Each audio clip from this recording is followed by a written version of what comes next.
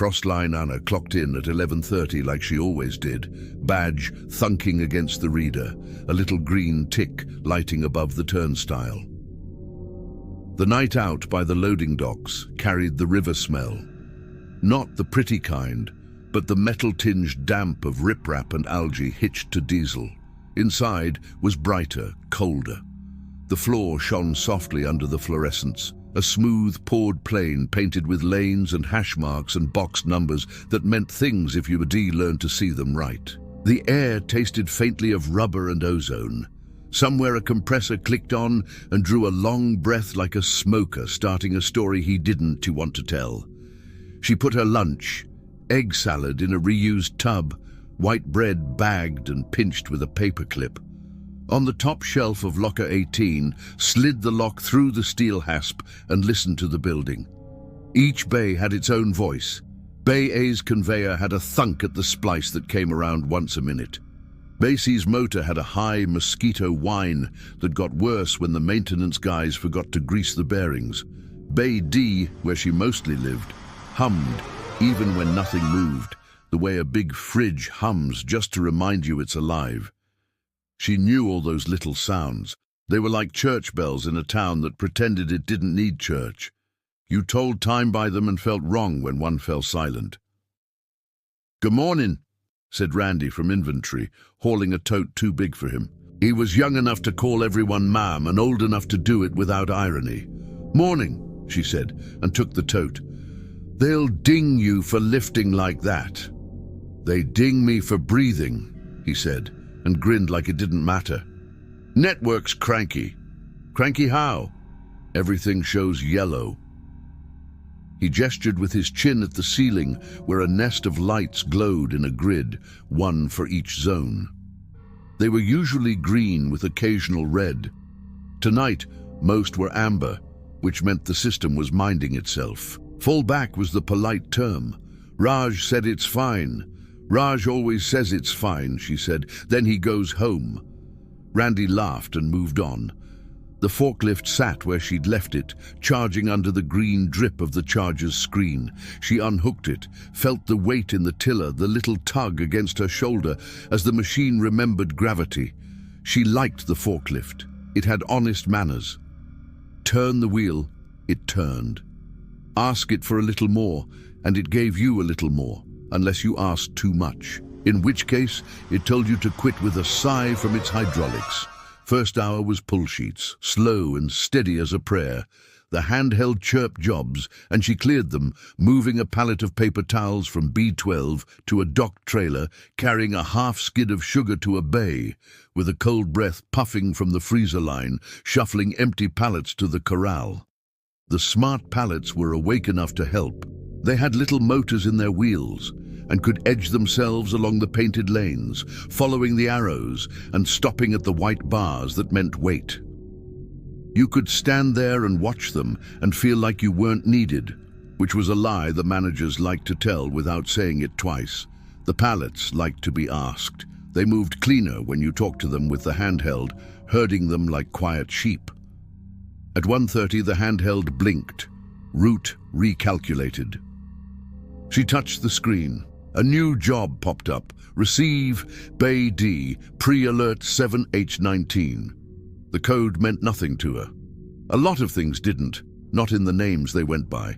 The work made sense anyway. She rolled toward Bay D. The air got colder in that direction, the way it always did, like the building had a draft the human designers hadn't meant, but the concrete decided to have. The pallets around D were doing a little dance, that S what she called it to herself when she got sleepy and needed to not be bored. They nosed in and out of lanes, the LEDs at their corners winking green, then amber, then green again, as they negotiated right-of-way with each other. Most nights they went shortest path on a grid. Tonight they looped. The loops tightened. "Knock it off," she said. Not to anyone in particular. It felt good to say words into the cold where they fell like stones into a pond, rippling out until the lights wavered. The pallets didn't, of course. They edged into a ring and then a wall.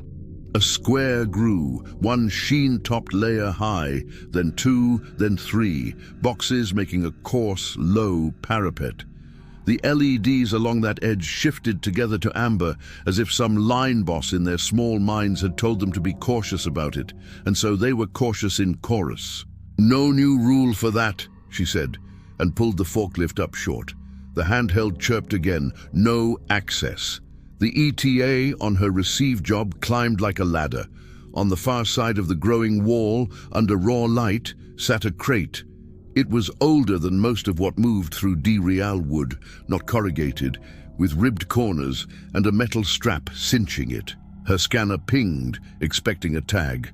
The ping came back empty. She did it again, out of stubbornness. Empty again. The handheld said, "Unregistered." For anything unregistered, there was a policy tree you could climb if you wanted to drop fruit that tasted like neatness and got you a pat on the head. Step 1 was tell your lead. Step 2 was tell the manager. Step 3 was do nothing until somebody important moved your hands for you. It was a tree for daytime, with sunshine and meetings under it. Night had a different tree. She climbed the step stool she kept bungee corded to the forklift's side. She looked over the pallet wall. The crate made a soft sound. She couldn't tell if it was a sound at all, or something her eyes did, a little shimmer along the strap like heat above a grill. The light from the fluorescence above looked brittle there. It broke into lines that didn't quite align with the rest of the world, and went past the corners where they ought to bend. She blinked, and the lines were gone. The frost remained, a fringe like breath around the edges, the way a mouth of ice forms at the lip of a river when the current is too stubborn to stop. "Nope," she said, "not tonight." She set a gloved hand on the nearest smart pallet, felt the faint vibration of its wheels adjusting their stance. The top surface warmed under her palm, as if the small battery in it had decided to leak comfort.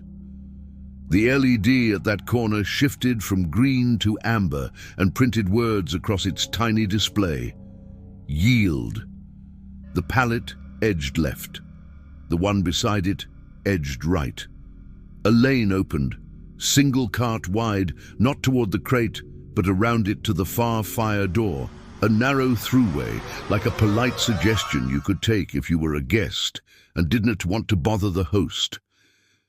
She walked into it, and the pallet slid aside to make the path neat, then drew closed behind her with the whisper rubber makes when it touches rubber. She listened to that sound and felt the way the hair lifted on her forearms under the uniform shirt, like she was being followed by something that wanted to know how big she was. At the exit, the handheld buzzed, "Protective buffer maintained." Ina turned and set the tip of her boot on the painted line before the fire door.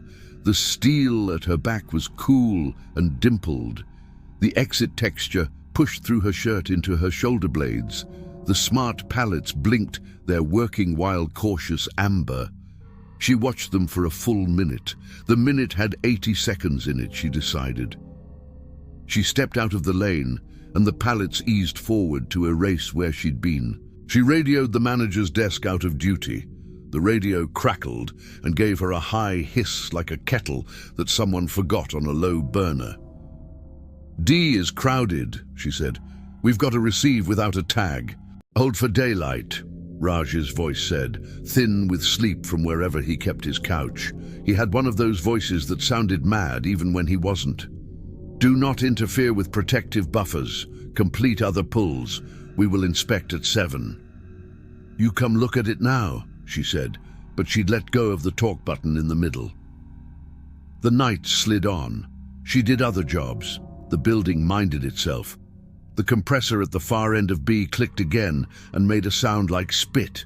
A unit heater coughed and sprayed warm dust that smelled faintly of cardboard and warm zinc. The print room, where shipping labels fed through a machine and came out in a long tongue, went quiet and then complained. A little whine that said someone had fed the labels in crooked. It was always little things, knife nicks of the ordinary. The big things came dressed in paperwork later. She kept catching the line of light over the parapet at D. It made a shimmer at the corner of her eye.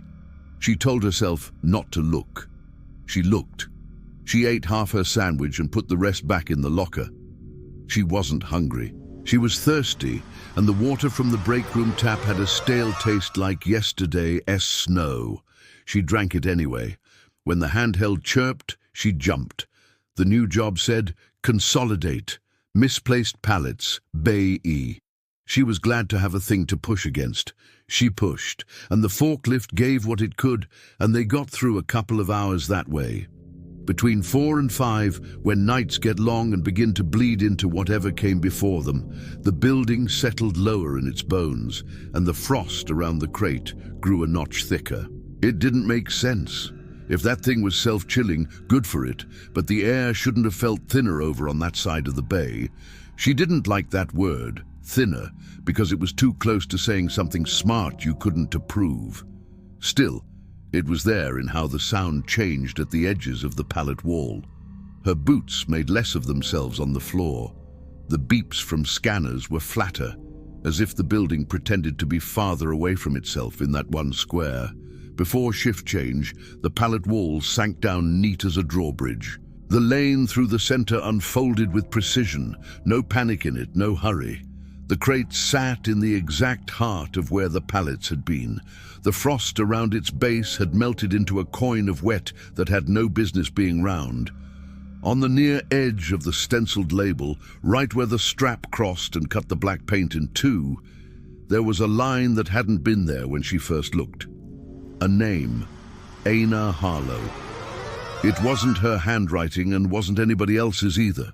It was machine straight, with a human mistake tucked under it. One letter a shade lighter, like a man with a stamp had sneezed right then and stamped twice. She pressed her fingertips to the letters. They were dry and a little glossy, not wet from paint. She rubbed at the H with her thumb. Nothing came away. She looked around the bay like there might be witnesses and laughed at herself because who exactly? The pallets, the pickup sensors, the camera lens in the corner with a blink of red that meant live but also meant nothing. Because half the time, the feed went to a box in an office and lived there without eyes on it for weeks. Raj arrived at 7 sharp with his coffee and his scowl and his wool coat, still carrying a little morning outside on it. Wet leaves, exhaust, old cold. He took one look at the crate and said, "Where'd you move this to?" "I didn't," she said. "The protective buffer was for this?" "Yes, sir." "Why?" he said, not in a genuine way. "The system likes it." She held out the handheld. He didn't take it. He bent and pressed his palm to the crate's side, then pulled it back with a hiss when the cold bit him. "That's not our problem," he said. "That's the carrier's problem. That's the shipper's problem. We never should have signed for it without a tag." "You signed," she said, because it felt like the kind of mistake you only made if you were alone with a thing and wanted to be less alone with it right away, so you signed and made it part of your house. She didn't want it to be part of hers. He gave her a look that said he had been awake long enough to be tired of being himself and no longer wanted to be anybody else either. "Document this," he said, "then go home and sleep. We'll move it out today." She did her part. She wrote the time in the little box on the form. She wrote the code. She took a picture of the frost with the handheld. The camera added the date in the corner without being asked. She did not photograph her name on the label. She told herself she forgot. At her locker, she put her hand on the top shelf, like she always did, and felt the warm bump the building kept there, the one that said, "We know you." She showered in the locker room, where the water ran hot, and then ran cooler because the building liked to remind nights that they were not the only ones in need. Then she walked out under daylight that lay low and white and faithful on the river. She slept poorly. The wall heater in her apartment clicked like a bad metronome. She dreamed something dull about moving small things from one box to another in a room with no corners. When she woke, it was dusk again, and she had no appetite for the egg salad she made. But she ate it anyway, because not eating made her head hurt worse the next day. She didn't tell anybody. She wasn't the telling kind. She wasn't the drinking kind either. She was the get-up-and-go-back kind, so she did. At the turnstile, the green tick winked, and she felt watched, which was foolish. She was watched every night by cameras and counters and screens. People, if you called what peeked at those feeds people, looked later. They looked for mistakes, not for her. There was a comfort in that, until it wasn't. Bay D was tidy. The crate was gone. The boards of its pallets still printed damp circles into the concrete where the warm and cold had argued. She found it at the dock, staged for morning loadout. Someone, no one she knew by handwriting, had put a new slip in its plastic pouch. The slip had a route printed on it. The route started in their town and went 2 states and ended nowhere she recognized. A cross dock with a number for a name. It wasn't her business. She told herself that and moved her forklift. She had replenishments to do and returns to sort, and the small satisfaction that came from watching full shelves become orderly empties to be filled again. By one, the pallets danced again. She stood there, the tiller against her thigh, and let herself watch the choreography. They moved prettier when you pretended they had a will that wasn't equations. They slid into a low castle around the open space where the crate had been, a shape of absence. She went around the outside like a kid passing a snow fort someone left behind, not wanting to spoil it, but wanting to lean into the track marks where boots had gone to make the walls.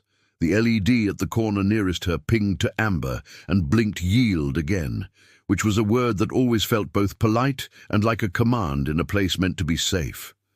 "Don't do that," she said, and the pallet settled in place with a mild click that sounded contrite only because she needed it to.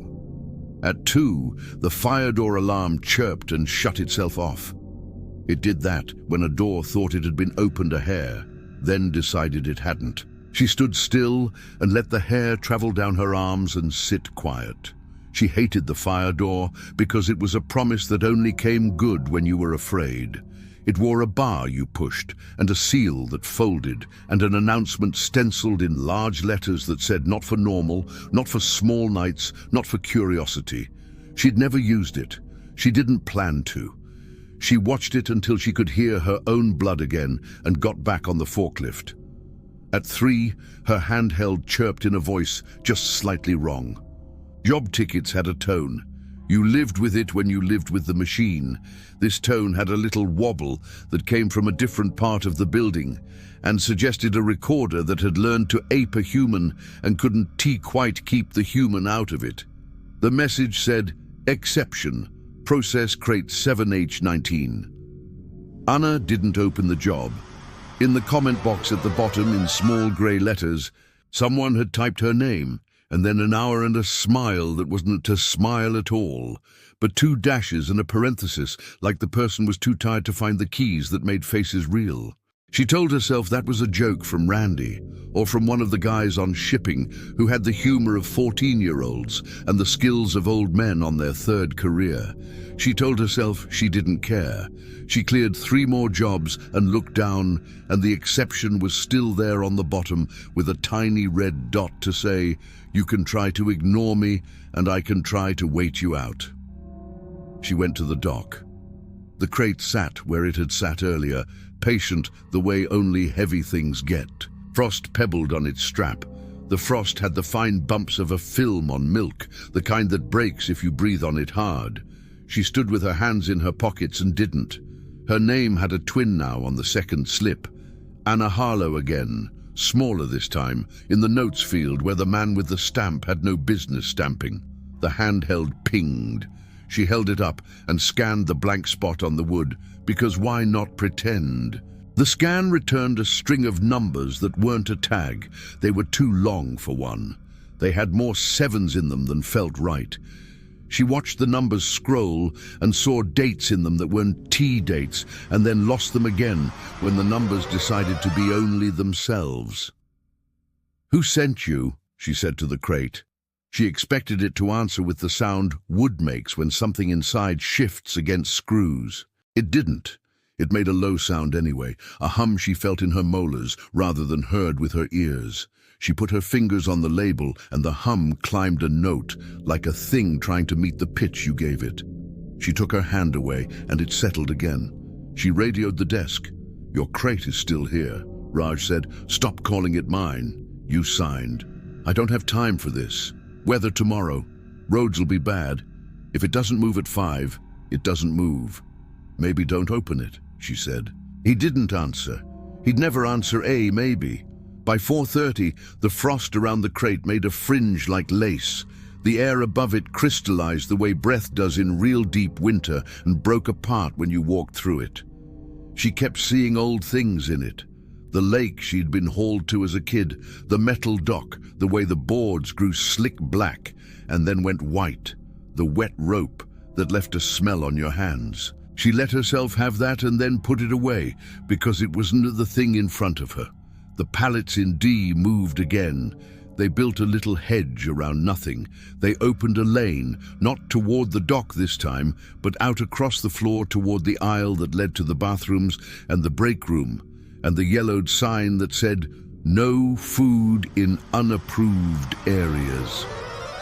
The lane went past the time clock and the vending machine, with the little bag of pretzels jammed at the lip where nobody could reach it. When she stepped into the lane, the pallets ahead of her edged away like polite people at a hardware store, letting you slide by with lumber on your shoulder. The pallets behind eased into her wake and erased it. She kept her pace even. The handheld buzzed protective buffer maintained, as if giving her a grade, as if she had done something worth a small, warm star in a book kept by someone she would never meet. In the bathroom, she locked the stall and leaned her head against the partition. The metal was cold, with a slack warmth hiding under it like a dog in winter that wanted to leave the porch. She stood there long enough to hear the lights click off and on in the break room beyond. She didn't cry. Crying was a thing she had done in another town at a kitchen table with the back door open, listening to a neighbor's wind chimes and pretending the sound came from some field inside her that had the room to hold it. She didn't do that now. She breathed through her nose and counted backward from 200 by sevens the way she taught herself to do when she wanted not to think in lines. When she came out, the vending machine had surrendered the pretzels to a man she didn't know, who looked at her like she might know him and then decided she didn't tea. The pallets along the hall blinked green again, pretending they had greened all along. At shift change, the crate remained. The dock guys passed it like a stone in a river. They cut jokes around it, knives going on, knives flicked away. The day drivers came in and blinked in the fluorescent noon. One of them had a cough that tried to be quiet and failed. They loaded the trailers they could load, and this crate sat, patient the way a patient dog sits with the leash in its teeth and a stubborn idea about where it wants to walk. "Leave it," Raj told the day guys. "Carrier'll pick it late." "Carrier won't like the ice," one of them said. "Carrier can bring a blanket," Raj said, like a man too little to fight something and too proud not to say a fighting word. Anna clocked out. The green tick winked. She walked home under a sky that promised weather without promising to decide which kind until it arrived. She could have texted someone. She had numbers in her phone. A cousin in another state who sent photos of a toddler in a dinosaur coat. A man she'd gone to coffee with before deciding his way of turning every conversation into a squeaking talk about races, and odds made her teeth itch. She stuck the phone in the cup of the couch and watched the news about the river. The white bar on the bottom said, "Advisory, ice." The footage showed a park bench under thin white. The voice over it said words like unusual and caution and early season. She turned the sound down and listened to her heater click. On the third night, the pallets didn't wait up for her. They had made themselves a habit. She saw it before she hit the corner, a low, square pen of plastic and metal and rubber, one layer high, two in the places where the system felt nervous. The crate wasn't in D or the dock. It had moved in the way a thing moves when you see the moving. and are only given the arithmetic after, a subtraction here, an addition there. It sat under the highlights where returns got triaged. Returns were boring sadness most days. They came from too far. They had been more expensive to ship than the customer had paid for shipping. They were the wrong size. They had been ordered drunkenly or in anger. She liked the ones that came with notes written on notebook paper in a hand that couldn't. To be a machine. S. Not yet. Sorry. My mistake. Please help. Those felt like a conversation she could have if the world still made time for it. The crate had no note. The label in its pouch had a third slip behind the others. Her name was there again, in the field where reasons went. She touched it and felt the low hum rise to meet her hand. She took her hand away and watched her breath. Stop this, she said to the building, to the crate, to the part of herself that was making a map out of something that might not be a place. It's a box. The pallets blinked amber and made the corner of their pen a fraction sharper. The handheld buzzed, route recalculated, no access. It had said that the first night and then back down. It said it again now, as if it had not been wrong the first time, but only early. When she tried to go around, the pallets went ahead of her and sketched a new square with the crate at its heart. The square grew a shadow. The shadow was only darker light, but she felt it in her teeth. She radioed, "This is getting to be a problem, Raj. Then solve it." "How?"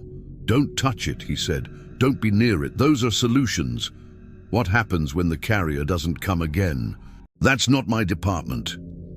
This, a man whose departments had been given to him like coats thrown at him down a hall, each one a size too big and smelling like sweat he didn't make. She felt a little sorry for him in that moment, and then decided not to. She didn't have the luxury. "Randy," she said when the radio was quiet, "don't go near returns." He sounded pleased she had noticed he existed. "Yes, not joking. Yes, Mum." She let an hour pass, moving other things, handling the day's tiresome share of mispicks and wrong bays, and the sensor in B9 that insisted a shelf was full when it was not T. The machine wanted a library where the book spines always faced outward. The world wanted a garage where anything useful could be shoved to the wall and forgiven. She worked in the narrow between them. She flushed with sleepiness in that hour. Her eyelids grew warm and grainy. She didn't feel like herself, so much as a version of herself built of routines and tape. When she came back to the crate, the pallets had built a second layer. The LED blink at the corners shifted to a slower pulse. A lane opened through the pen, thin and doubled back on itself like a hallway in an old courthouse made too long by a man who needed to feel like he'd given you something measured. She stepped into the lane and followed the turns. The path took her past the crate, not to it, the way a father walking his daughter past a dog he doesn't trust keeps his body between them. When she reached the open side, the pallets closed again without touching her. The handheld buzzed, protective buffer maintained, a good student's grade. She went to the manager's desk in the little office above the floor. The glass in front of it had a scratch arcing across it like someone years back had written their own name in a hurry and then changed their mind and tried to rub it out with a ring. Raj's coat hung on a hook. His coffee cooled on the desk blotter. He wasn't there. She stood behind the glass and looked down at the maze. The pallet LEDs looked like a muted carnival. The men she worked with moved like bits of a clock. Same stride, same habits, same economies of motion that keep a body going without having to think about every hinge. She looked for the crate. She counted lanes. She watched the way the smart pallets signaled to each other. Little winks, like a secret language in a schoolyard that doesn't need the teacher to function. In the squared heart of the maze, a thin thread of breath rose and fell. She knew it wasn't breath. She knew it was some argument between cold and not cold. She still saw a man's chest. She hated that. She hated the idea of being tricked. She hated being a subject of anything she hadn't chosen. On her way out of the office, she saw the logbook open on the table in the little break room the office used. The book had green lines and a red margin. She liked it better than the screen because it felt like a river you could set your stick into and know you'd been on the bank yesterday and would be again tomorrow. The top line said, "Exception, unregistered load." Below that, someone had written in neat hand, "Contains irregular, hold, under reason in parentheses, their initials." She didn't recognize them. At the bottom of the page, in run-on script, someone else had rushed, "Do not open." Then a different pen had written, "Carrier notified." Then, "Hold." Then, "Hold, hold, hold," smaller, like a person talking to themselves in a tone no one else would count as useful. At 5, a security tone rolled along the ceiling. A calm voice said a phrase she had never heard at work, "Shelter in place." The building soft clicked. The doors thought about their hinges and decided to please them. The handheld gave her a blue bar across the top with the word "advisory." She clicked it. The map that opened showed a smear of weather half the county wide. The radio gave her static. The men nearest the docks swore in good-natured ways that had no good in them. They were not allowed to leave until told. The heaters kicked up a notch to make the air feel less like a punishment. The pallets dulled their LEDs until the lights were all one color across the bay and felt like a giant, unmoving lit pond. She watched her breath. After a while, the radio coughed. A voice different from Raj S. read the kind of message you practice when you know you have to and don't want to make it sound like you've never used your tongue. Weather remains severe. No off-site transit. Doors will unlock when safe. She looked at the fire door and thought, "You're not a door, you're a wish." Around 6, Randy, pretending to need to sweep something in returns, drifted near the crate pen and peered down a lane. The LED at the corner nearest him blinked amber hard and then went red. The pallet edged forward. Randy backed up and made his mouth small. For a second, he looked like a boy whose mother had grabbed his collar to keep him out of traffic. He recovered it by swaggering with the broom back toward the mop sink and whistling in the way a man whistles when he wants other men to know he is not bothered at all. "You okay?" she asked when he came past. "Fine." He wasn't. His face had the color of a row house wall with a coal stain no one can scrub out. Men do not look like that from a pallet's joke. She checked the printer station for a label jam that didn't exist and used the station as an excuse to be near the crate. The pallets opened the lane again and she let them. At the place where the path bent nearest the crate, she stopped and put her hand on the top of the pallet wall the way you put your hand on a counter when you were about to say a thing you wouldn't say otherwise. The cold from the crate reached up the space between the pallets and her arm.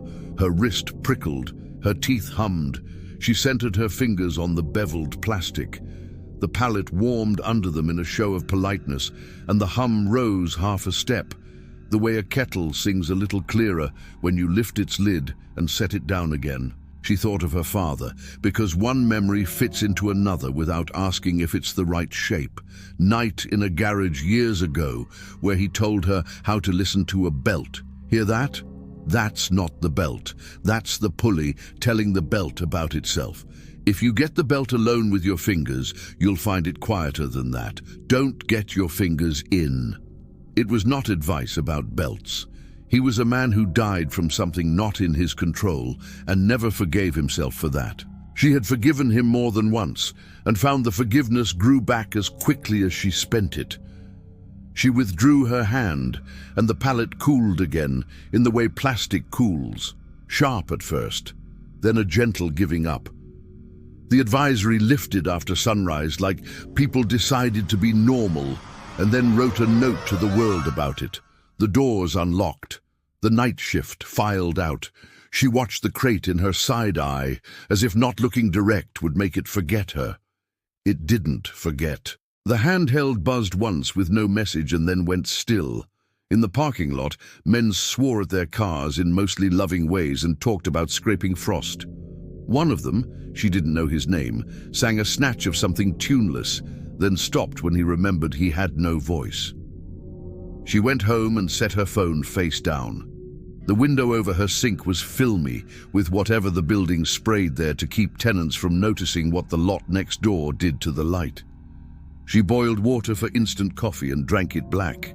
She sat at the small kitchen table she'd found in a thrift store with somebody's burn mark in one corner. The hum in her teeth didn't entirely go. She picked at it with her tongue like you do a seed hull. She lived with it a while and told herself it was nothing. When she fell asleep, she dreamed of a room with a maze made of shoulder-high things, not meant to be walls. She walked the maze the way a patient person might walk a field to flush out birds that were cleverer than she was. Her fourth night, she almost didn't come back. She had a rattle of an idea that a person could not be reasonable every time and still be counted reasonable. She put her badge in her pocket and took it out and set it on the table and put it back in. She pictured calling in and hearing the wrong kind of silence at the other end, the one that means someone is looking at a schedule and pushing your block around with their eyes and seeing how it breaks other things. She went. The floor had been waxed in the day's quiet and felt slick new. The building's breath smelled like floor wax and heat and the long, wet cold that comes into a place on people's coats. The crate had moved again, or the pallets had moved around it in some trick of real estate. It sat near the end of the high aisles, where the tall racks kept surplus nobody had the room to love. The pallets had built a more complex shape around it this time. Not a square, but a knot, a braid of lanes that doubled and crossed and turned the way water turns around a sharp rock and decides to be two waters for a while. She stood at the mouth of the closest lane. The pallet LED there blinked amber and then green. She stepped in and walked. The lane turned her left and then back right and brought her level with the crate. She looked at it and saw her name again. Not on paper this time, on wood. Burned there, as if iron had kissed it and chosen the exact depth that would be obscene without looking injured, in a Harlow. Farther along the same plank, a string of numbers repeated those sevens. Her handheld buzzed and the buzz lodged under her tongue and widened, and for a second her legs felt like she'd been standing in line at a fair ride too long, and her knees had decided to be funny about it. She put her hand on the crate without thinking about rules. The cold went through her glove and sat in her palm. She had meant to snatch back and didn't. The hum rose like a voice coaxed into this key, then the next, a fraction more sure each time. She could have said it was the sound of a bearing greased from the inside by something that never learned what grease was. She could have said it was a compressor that thought it was making weather. She didn't say anything. She kept her hand there until her fingers hurt, and then longer. When she let go, the burn lasted in her skin the way a bruise lasts in a memory. Randy found her later at the mop sink with her hand under the warm tap. Water ran over the contact burn in a thin sheet that looked like cling wrap you can peel from a bowl rim. "You all right?" he said, trying to sound like he didn't care too much and failing in the one way that counts, which is like he was human. "I touched something cold. You shouldn't. Everybody tells me that." She turned the water off, watched the silver chain of it end. "What did you see in the pen?" "Nothing." He meant the opposite. "You have family," she said, and he looked startled that a question like that could come sidewise. "Little kids, people who'd make you leave if you had to." "Yeah," he said, "Sunday dinners kind." "Okay," she said. "Then don't go near that thing. Don't go near it even when this building tells you you have to." "Okay," he said, because he was not brave enough to argue with a woman with a red brand of her own name rising in her palm like a mistake she had decided not to deny. At 2, the radios died. The building had the same systems as the town, redundant and proudly old until they weren't either of those. When the radio dies at night, you talk with your hands and your eyes, and the habits you learned the month you started and have not had to relearn since. She liked that part. She liked the quiet it made around the words you did say. The handheld still worked. It worked too well.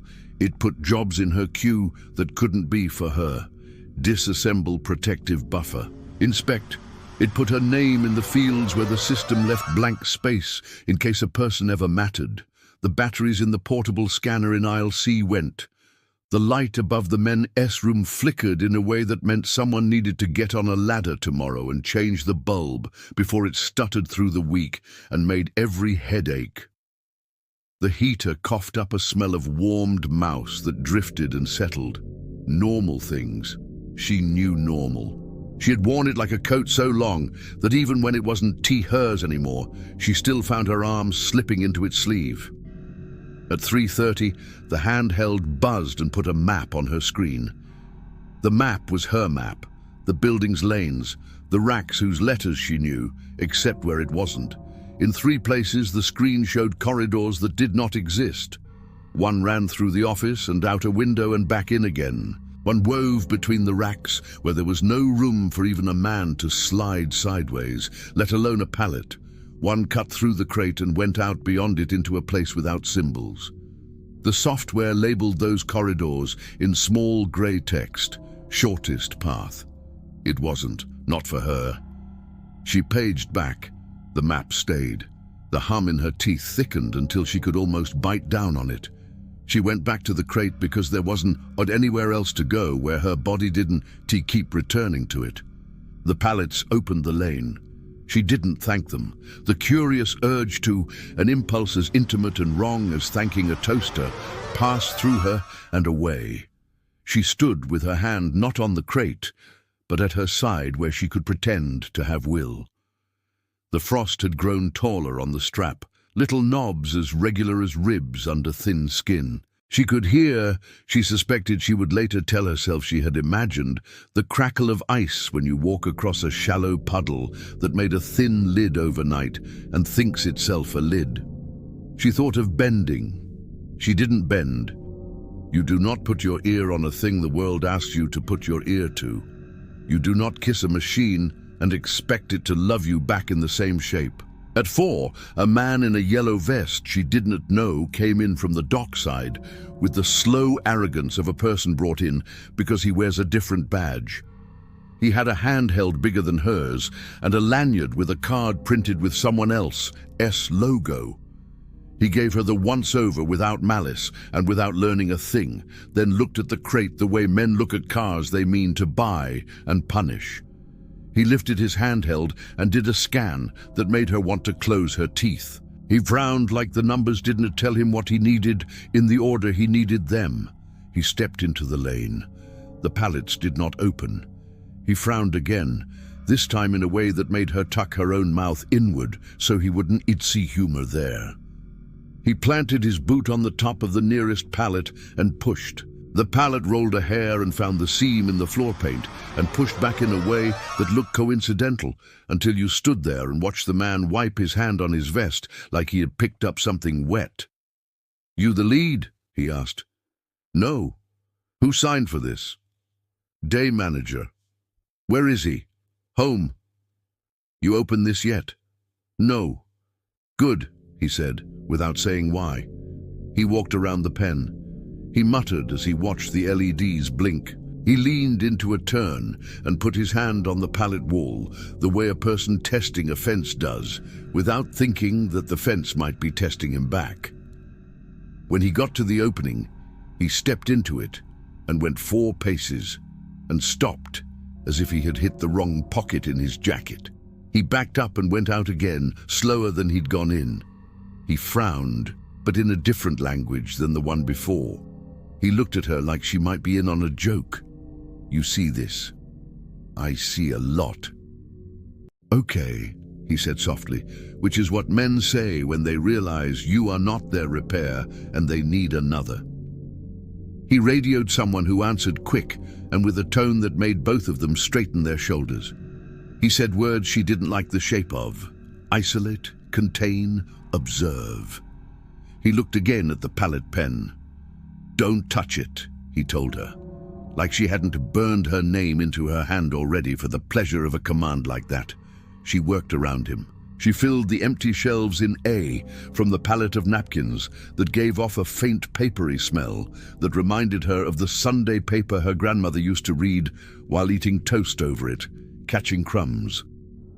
She did not look toward the pen for as long as it took to get through 2.5 boxes, and then she looked back because pretending not to look had the same shape as looking and only took more work.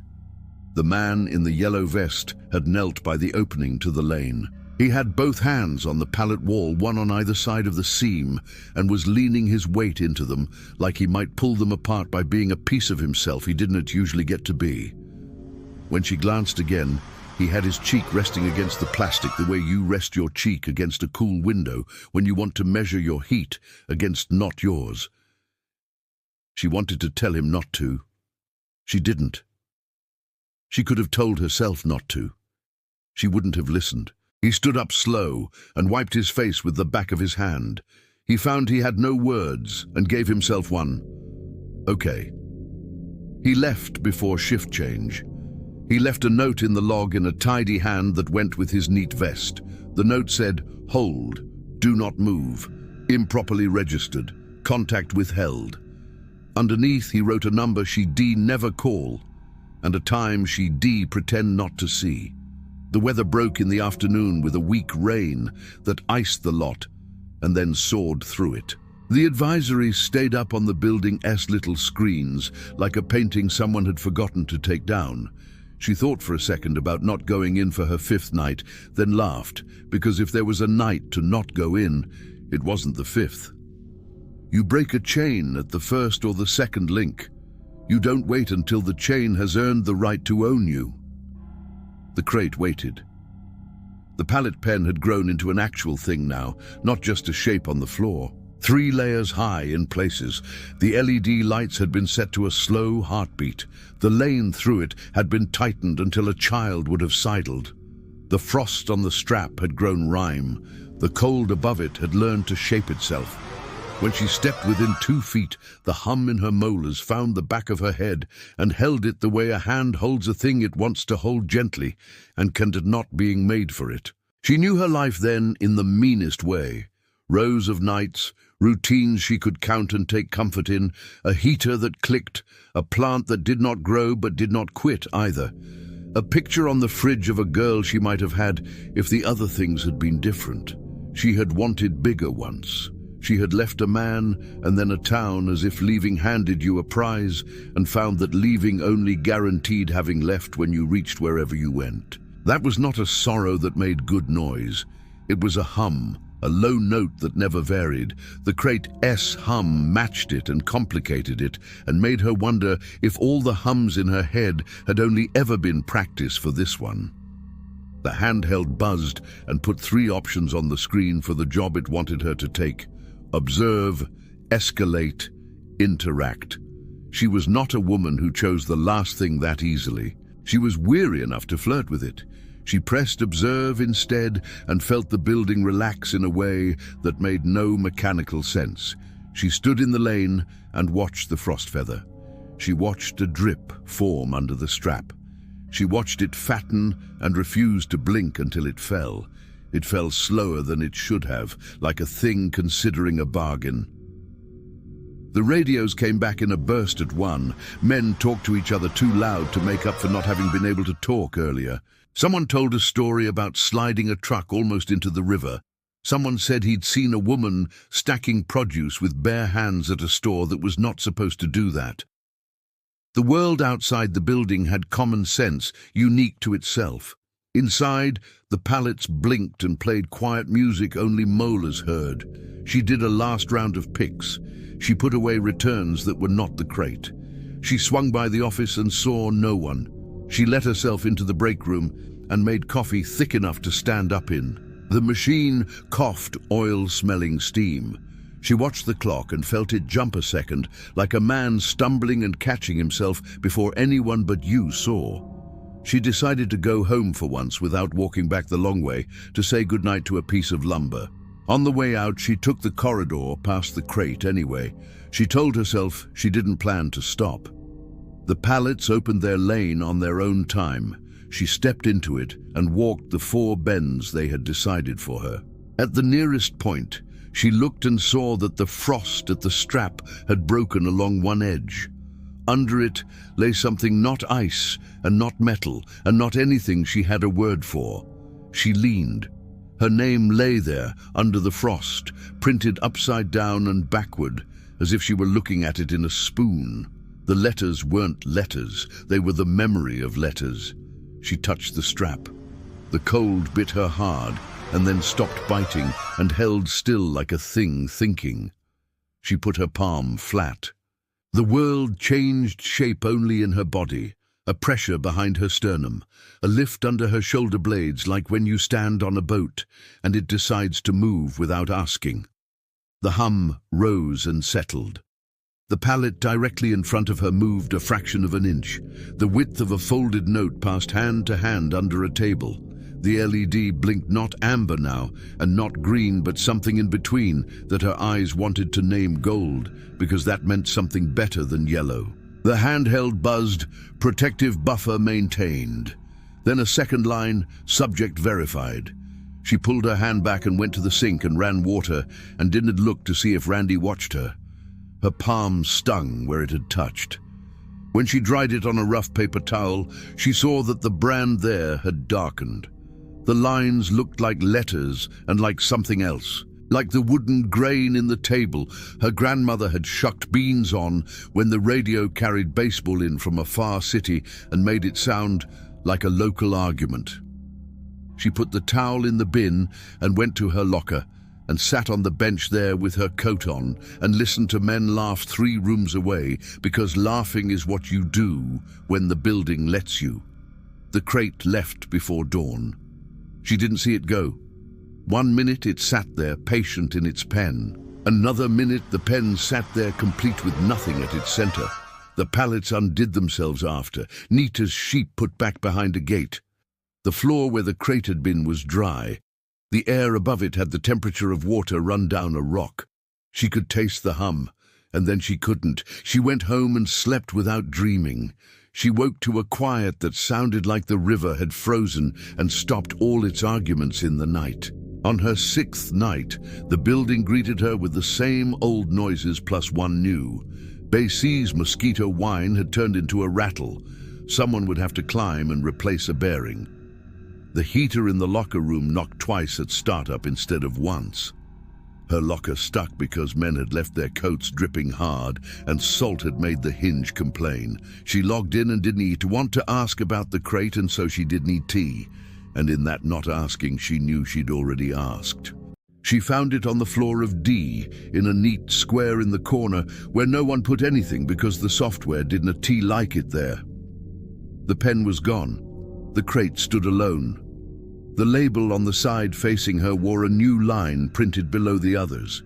It had the look of official language, the font, the spacing, the way it used a colon and meant it. It said, Handler, A. Harlow. She wiped her palm on her jeans and felt the imprint in her skin heat and cool, like a living thing tired of sitting. She looked toward the office. The glass was dark. She looked at the cameras, and the one aimed this way blinked its frozen little red. She stepped up to the crate and sensed without touching the same cold, extending an inch into the air. It had learned courtesy.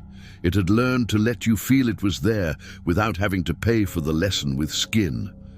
"You'll get me in trouble," she said, not for someone in earshot. The crate hummed in a low, agreeing way. She reached to the pouch on the front and pulled the slips. The route on the top one had her town as the origin and no destination at all. The space where destination should be had been filled with a line. The line had tiny letters in it if you looked right. Measured distance unknown. Below that, a field had been filled with text that read like a sentence someone had tried to write around the fact that they were not allowed to write sentences. Do not attempt delivery by established paths. The initials under it were a combination she hadn't seen before. The timestamp was seconds ago. Her handheld buzzed and offered her a wrench icon she had never pressed. She pressed it. The screen turned black and then white and gave her a single prompt: acknowledge. She stood long enough to count to 20 in a slow way that made 20 into more. She pressed acknowledge. The handheld made a sound like a tiny river over stones. The pallet in E9 moved without being asked and slid into the lane by D2 with a neat turn that showed off a radius not taught in the manual. The LED at its corner winked amber and then green and then amber. It was a thing waiting for a word. She could say a word. She had a word. She had never had a word she didn't first hear from someone else's mouth. She held the handheld and spoke into the thing, dumb microphone, like a person in a confession booth who knows the man on the other side is there, but equally knows he will not turn his face into the light. "Bring it," she said. The pallet rolled to the crate and stopped. The crate did not resist being lifted. The pallet hummed under it with a new note, a lower one that found the bones in her ankles and climbed. She walked ahead of it, and the pallets along the lane opened and closed without being asked. The building watched without interfered. She took the crate to the far fire door, the one the system had liked the first night when it refused her, and then satisfied itself with a phrase about buffers. The door had a panic bar you could push and alarms it could scream. She put her palm on the bar. The cold under her skin, the one the brand had learned, settled. The bar didn't push back, it folded. The alarm didn't sound. She stepped into air that felt the same and different, a wet cold that smelled of river and of the idea a person has of a river before they see it. The pallet rolled past her. The crate glowed a little where frost met dawn. She walked into the loading yard where the asphalt had been patched and patched until the patches outnumbered the original surface. The security camera above the door blinked at its regular rate. The hum of the building's insides ended at the threshold. The outside carried the distant sound of a train. She had not heard a train for days. The river poured a noise that was too even for water and too wet for wind. She took the pallet as far as the far fence. The fence had diamond holes so small they had to be paid for per 100 feet. On the other side lay the river and the low land that flooded in real spring. She stopped because the pallet stopped. She put her hand on the crate because her hand did that now when she didn't tell it not to.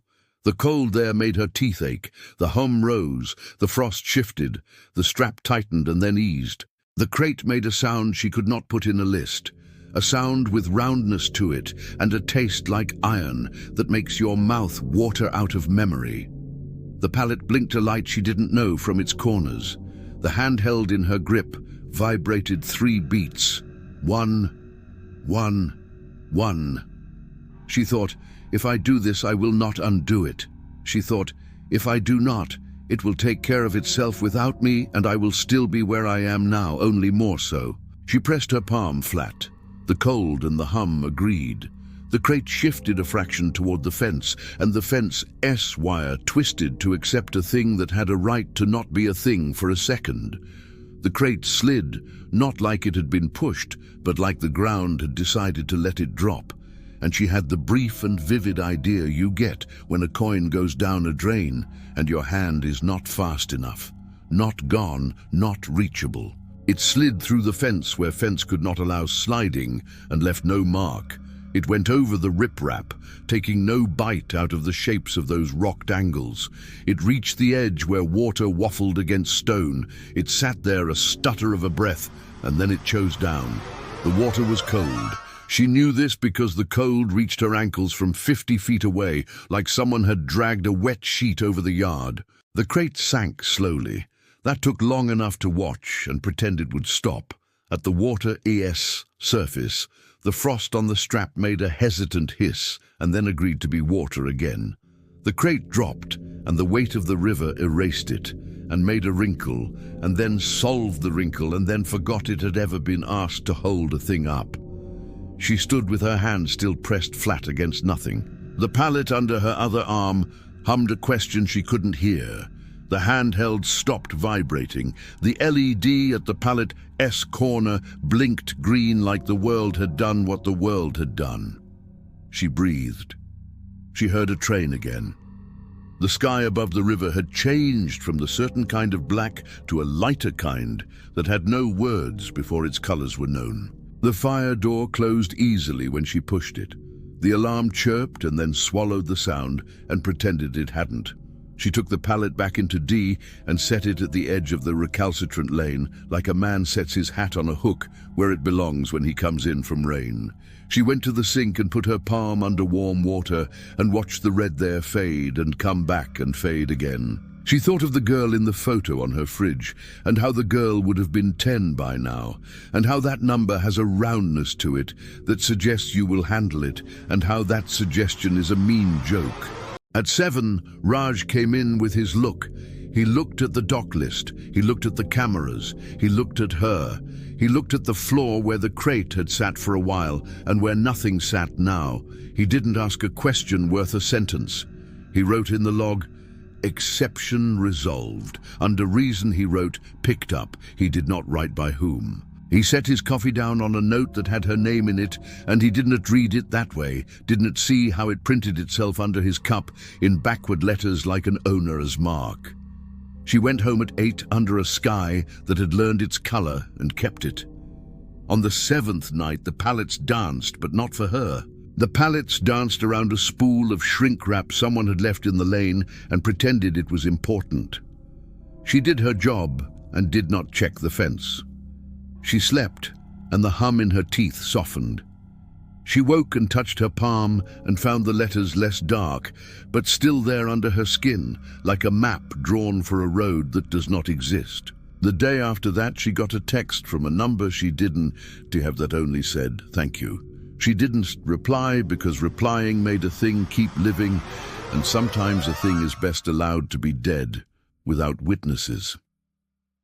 Weeks later, a man from corporate came in with a proposal nobody had asked for to streamline the pallet system and take the humans out of the loop a few more inches. He said phrases that made the floor feel extra hard under her feet: efficiency, throughput, losses. He asked for input and meant admiration. She watched him and felt the hum in her teeth go silent, the way a field goes quiet when one bird stops. "Any irregulars?" he asked in the tone of a man asking if any cookies remained. "No," she said. "Outstanding," he said, like a schoolteacher who finds the paper he wanted to find in the pile and rewards himself with his own praise. That night, she took the long walk along the high racks toward the fire door and didn't stop at it, and came back around behind the office where the glass wore its scratch like a thought nearly said, and rolled on, and put her hand once, lightly, on the corner of a smart pallet the way you touch a railing when you're more tired than you want to admit. The LED there winked amber and then green in a way that meant only what it always meant. Back on the dock, a crate sat under raw light. Real wood, ribbed corners, a metal strap cinching it. No frost. Not yet. The stenciled code said something not 7H19. She scanned. The scanner gave her what scanners give. She guided it into place. The pallets around it held still. It was ordinary work. Good. Ordinary mattered. She logged out when morning came. The river made its sounds the way old things do when they are determined to be there under whatever names young men give them. The sign by the road said, "Slow for ice," though there was no ice. She drove home and the heater clicked and held and did not think it was a strange thing, and the picture on her fridge did not change its age, and the brand in her palm faded enough that she could say there was nothing there and mean it for an hour at a time. On mornings when fog hung low over the lot and the security camera blinked its dull red like a pulse too slow to call healthy, she found the hum in her molars again, and on one of those mornings she imagined just faintly that if she went to the fence and set her palm to the cold chain link, she would feel a return hum from the other side, a slow heartbeat counted in thick water. She didn't go. She maintained her buffers. The handheld never again asked for acknowledgement in that voice. She told no one, not because she was wise or because she had learned something that needed protecting, but because her words, few as they were, had their own work to do, and this story, if it wanted to be one, would have to learn to carry itself without hers. If it didn't, it would join the crate under the water and wait there, heavy and not gone, humming its small note into stone. On a long night when the pallets danced in honest ways and the fluorescent buzz stayed even and the heater coughed on schedule, she put her palm on the smooth top of the nearest empty pallet and felt nothing but the warmth a battery makes for itself, and she took that for a blessing and watched the clock and went about her work. If this story lands with you, please like the video, subscribe and share it with someone who enjoys quiet literary horror. Comments are open. Tell me your favorite image or line.